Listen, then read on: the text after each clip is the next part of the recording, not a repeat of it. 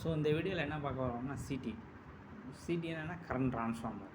So சிடியோட primary வைண்டிங்னா என்ன அந்த எதை சொல்லுவோம், செகண்டரி வைண்டிங்னா எதை சொல்லுவோம். ஸோ சிடி பஸ் பார்க்குள்ளே இன்சர்ட் பண்ண அந்த பஸ் பார் தான் ப்ரைமரி, சிடி தான் செகண்டரி வைண்டிங். அதுவே ஒரு கோருக்குள்ளே இன்சர்ட் பண்ண அந்த கோர் தான் ப்ரைமரி, ஸோ சிடியோட வைண்டிங் தான் செகண்டரி.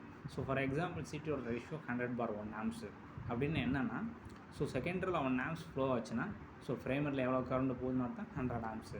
அதுவே 0.8 ஆம்ஸ் செகண்டரியில் ஃப்ளோ ஆகுதுன்னா ப்ரைமரியில் எவ்வளோ ஆம்ஸ் போகுதுன்னு அர்த்தம் 800 ஆம்ஸு.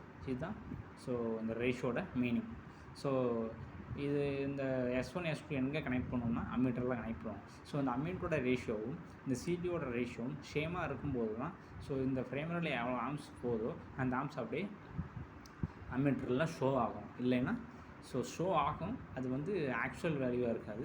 ஸோ அது வந்து இன்கரெக்ட் வேல்யூவாக தான் இருக்கும். ஸோ அம்மீட்டரோட ரேஷியோவும் ஸோ சிடியோட ரேஷியோவும் சேம் ரேஷியோவாக தான் இருக்கணும். அப்போ தான் ஆக்சுவல் வேல்யூ அம்மீட்டரில் ஷோ ஆகும். இல்லைன்னா ஸோ வேல்யூ ஷோ ஆகும், அது வந்து ஆக்சுவல் வேல்யூவாக இருக்காது. ஓகேங்களா?